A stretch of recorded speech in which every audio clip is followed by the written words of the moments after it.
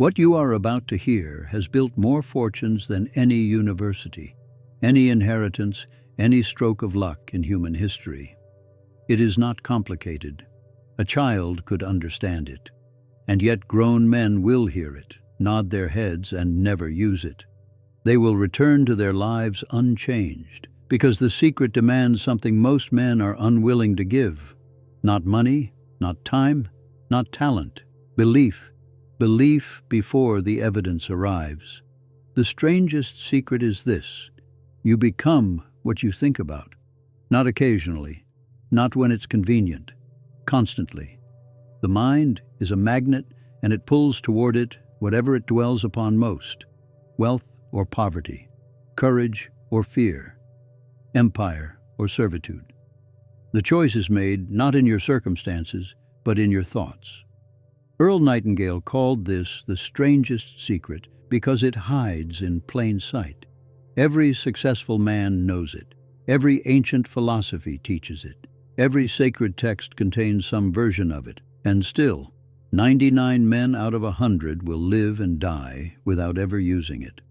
Why? Because it requires you to act as if you already have what you seek. Before the money is in your account, before the contract is signed, before the world gives you permission, you must move like a man who has already arrived, while standing in the middle of nowhere. This is not delusion. This is the mechanics of creation itself. And in the next 20 minutes, you will understand exactly how it works, why it works, and how to install it so deeply into your mind that doubt becomes a stranger and certainty becomes your natural state. Let me show you. Consider two men in Pittsburgh, 1868. Both arrive with nothing. Both work the same railroad job. Both earn the same wage, face the same obstacles, breathe the same coal-dusted air. On paper, they are identical. One sees his circumstances and thinks, "This is my lot. I am a railroad worker. Perhaps with luck, I will become a foreman someday." Perhaps. The other sees the same circumstances and thinks something radically different. "I am not a railroad worker. I am a man building an empire. This job is simply where the empire begins." Same factory, same paycheck, same reality. Completely different thoughts, and within 15 years, completely different lives. The first man retired with a modest pension and a modest grave. The second man became the wealthiest individual in the world. What separated them was not opportunity. They had the same opportunities. It was not intelligence. Both were sharp. It was not luck. Luck does not sustain itself for decades. What separated them was assumption. One assumed limitation. One assumed empire, and each man's life bent to match his assumption. This is the law. It does not negotiate. It does not make exceptions. It simply executes. Here is what most men never understand about the mind. It operates on two levels. The conscious mind, the part you are aware of, chooses what thoughts to entertain. It is the gatekeeper. The subconscious mind, the vast machinery beneath your awareness, accepts those thoughts and builds reality around them. The subconscious does not argue. It does not judge. It does not ask whether your beliefs are good for you or destroying you. It simply says, "Understood, building now." Feed it thoughts of poverty, and it will engineer poverty. It will find ways to keep you poor, missed opportunities, self-sabotage, convenient excuses, not because you are unlucky, but because you are programmed. Feed it thoughts of empire, and it will engineer empire. It will filter the world differently. Opportunities that were invisible will suddenly appear. Connections that seemed impossible will materialize.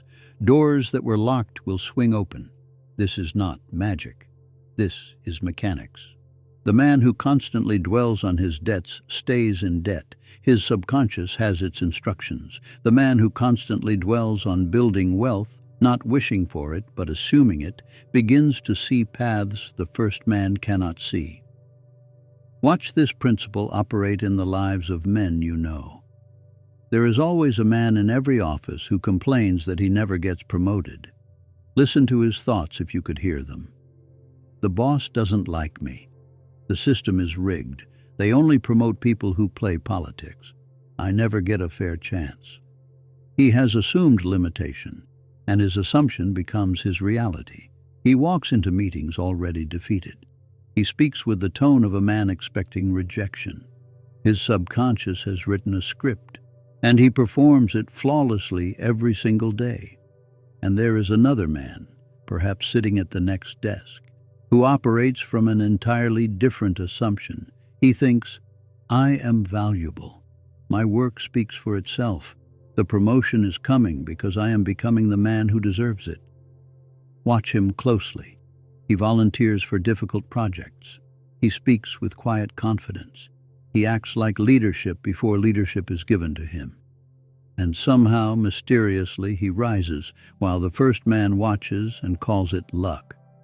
It was never luck. It was assumption made flesh.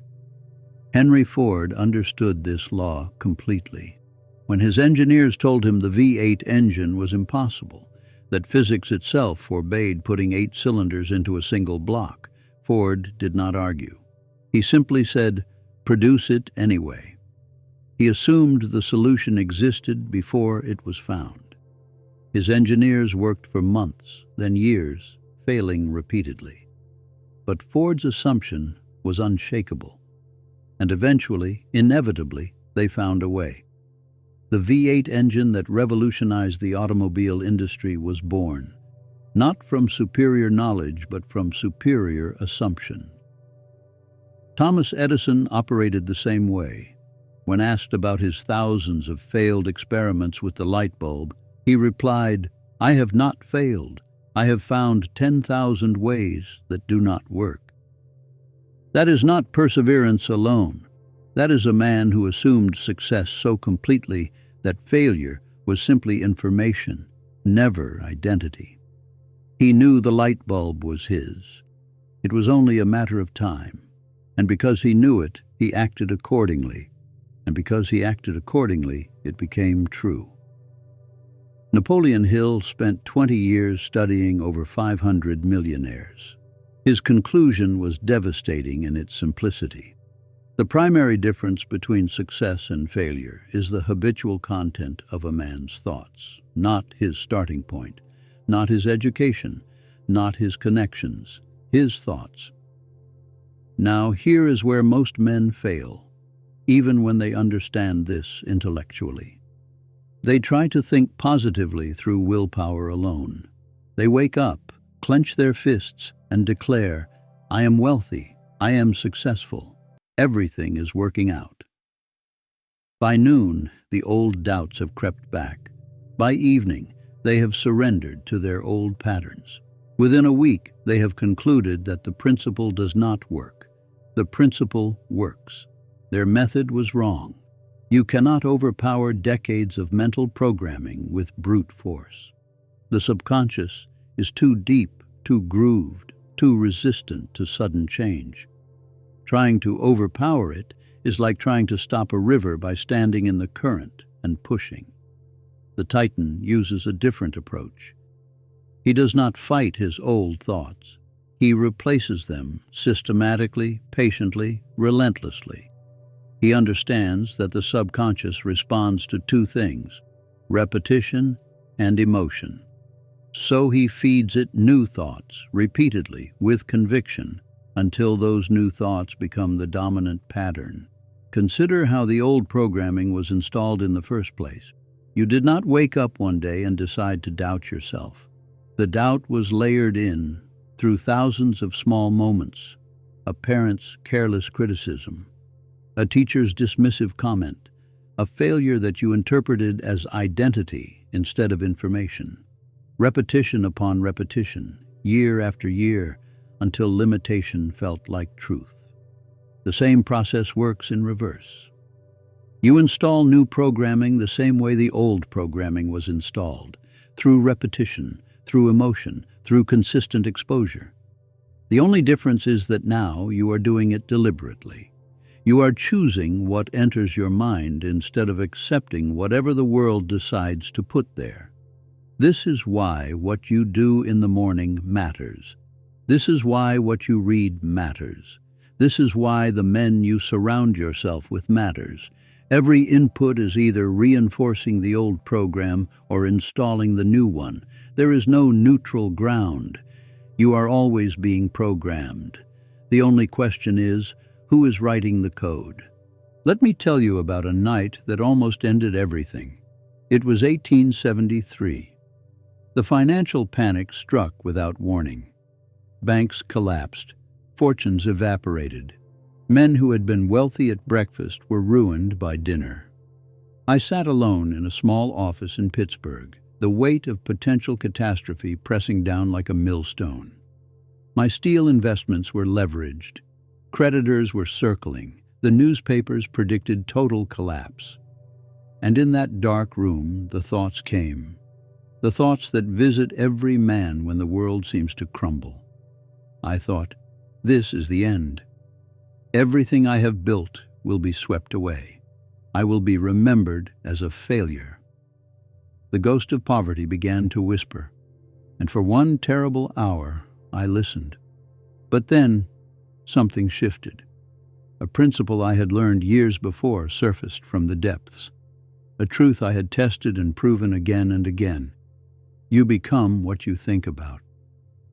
I realized what I was doing. I was thinking about catastrophe. I was assuming ruin. And if I continued, my subconscious would find a way to make it real. Through panic, through poor decisions, through paralysis when action was needed most. So I made a choice. Not to deny the crisis, it was real, but to change what I thought about that crisis. Instead of assuming collapse, I would assume survival. Instead of dwelling on what might be lost, I would focus on what must be done.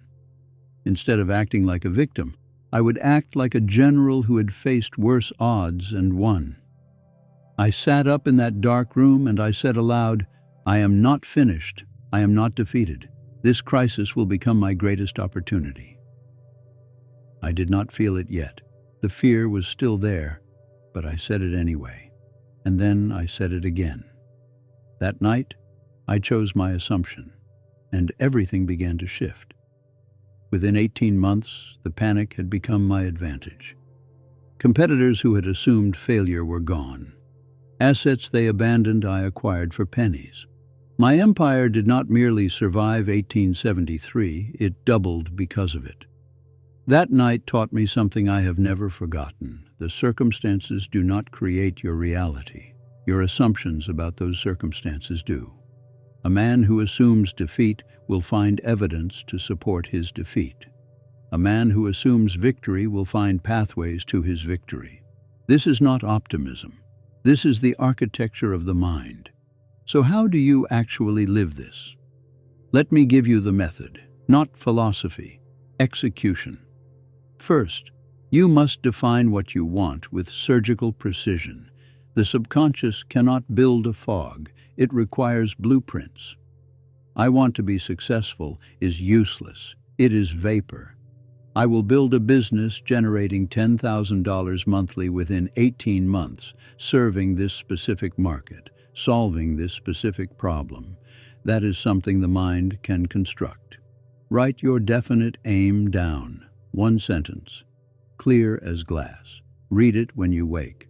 Read it before you sleep. Not as a wish, as an assumption, as a fact that simply has not materialized yet. Second, act as if it is already accomplished. This is where most men collapse. They understand the principle but refuse to embody it. They say they believe, but their actions whisper doubt. The Titan moves differently. He does not wait for confidence. He acts his way into confidence. He does not wait for the world to confirm his vision. He walks like the confirmation is already in his pocket. When you act as if, you send a signal to your subconscious. This is real. This is who we are now. Build accordingly. Walk into every room like you belong there. Speak about your future like it is inevitable. Make decisions like a man who has already arrived, not with arrogance, with quiet certainty. Third, guard your mental environment with ruthless vigilance. The men you spend time with are programming you. The content you consume is programming you. The conversations you engage in are programming you. Spend your days with complainers, and complaint will become your frequency. Immerse yourself in the thoughts of empire builders, and empire will become your assumption. This is not optional. Your environment writes code into your subconscious every single day. Either you choose that environment deliberately, or you accept whatever programming the world decides to install. Fourth, return to this message, not once, not twice, until your subconscious accepts this truth as its operating system. The old programming took years to install. It will not be erased in an afternoon. You must overwrite it through repetition, through emotion, through relentless reinforcement. Here is what most men do not understand about change. The mind does not distinguish between reality and vivid imagination. When you assume something with enough intensity, with enough repetition, with enough emotional conviction, the subconscious accepts it as fact. And once accepted, it goes to work building that fact into your external world. This is why affirmations spoken weakly accomplish nothing. The subconscious hears the doubt beneath the words. But affirmations spoken with fire, with certainty, with the posture and breath of a man who already possesses what he speaks, those become commands the subconscious cannot ignore. Say this aloud, not as a wish, but as a declaration. I am not waiting for permission. I act as if it is already done. My mind builds what I assume, and I assume victory. Speak it until it feels familiar. Speak it until doubt sounds like a foreign language. Speak it until the man who used to hesitate cannot recognize the titan standing in his place. And understand this, you are not merely changing your thoughts. You are changing your identity. The thoughts you repeat become beliefs. The beliefs you hold become actions. The actions you take become habits. And your habits become your character, the man you are when no one is watching. This is the deepest level of transformation, not motivation that fades by Tuesday, not inspiration that evaporates under pressure, but identity, a fundamental rewiring of who you are at the core. When your identity shifts, discipline becomes unnecessary. You do not force yourself to act like a titan, you simply are one. You do not remind yourself to assume success. Assumption becomes your natural state. The struggle ends because you are no longer fighting yourself. This is what the Fortune Codex calls instinctive sovereignty. You no longer think about believing. You simply believe. You no longer work at confidence. Confidence is what you are made of, and it all begins with assumption. Assumption repeated until it becomes conviction. Conviction lived until it becomes identity. Identity expressed until it becomes legacy. Most men will finish this message and change nothing. They will agree with every word. They will feel a spark of recognition, perhaps even excitement. And within hours, they will return to their old assumptions, the fears, the doubts, the small thinking, and their lives will remain exactly as they are. This is not because they cannot change. It is because they will not pay the price. They want the results of new thinking without the discipline of actually thinking new thoughts. They want the empire without the daily practice of assuming the empire exists. But you are not most men. You did not listen this long to remain the same. Something in you recognized this truth, not as information but as identity. Something in you is ready to stop waiting for the world to give you permission. The strangest secret is not strange at all once you see it clearly. It is the most natural law in existence. The mind builds what it assumes. Assume poverty, and poverty is constructed. Assume empire, and empire is constructed. The only question is what you will assume from this moment forward. Let me leave you with this. Every morning, the sun rises on two kinds of men. The first wakes up and waits to see what the day will bring. He reacts, he hopes, he negotiates with life, begging for favorable terms. The second wakes up and decides what the day will bring. He assumes, he acts, he moves like the outcome is already secured because in his mind it is. The first man will spend his entire life wondering why success never arrived. The second man will spend his life wondering why he ever doubted. You have heard the secret. You have seen the evidence. You have been given the method. Now the only thing left is the assumption you carry out of this room. Act as if it is already done. Move like the man who has already arrived. Speak like your voice creates the result. Wake tomorrow like momentum is waiting for you. Because it is. The world will test you. It always does. Circumstances will arise that seem to contradict your assumption. People will doubt you. Results will delay. The evidence will appear to argue against your belief. This is the test, and most men fail it. They assume success when things go well. They assume failure when things go badly. Their assumption is a leaf in the wind, tossed by every circumstance, controlled by every outcome. The Titan is different. His assumption is bedrock. When the evidence contradicts him, he does not abandon his belief. He holds it tighter. He understands that reality is slow to catch up with a committed mind. He knows that the delay is not a denial. It is simply the time required for his assumption to materialize. Hold your assumption when it is easy. Hold it harder when it is difficult. Hold it like your life depends on it, because in many ways it does. The quality of your assumption determines the quality of your existence. And when doubt creeps in, because it will, return to this message. Play it again. Let these words overwrite the fear. Let this truth burn deeper into your subconscious until certainty becomes your default state. You are not here to be entertained. You are here to be transformed. And transformation is not a single event. It is a daily practice, a daily choice, a daily assumption. The vault is open. The secret is yours. Now walk like it.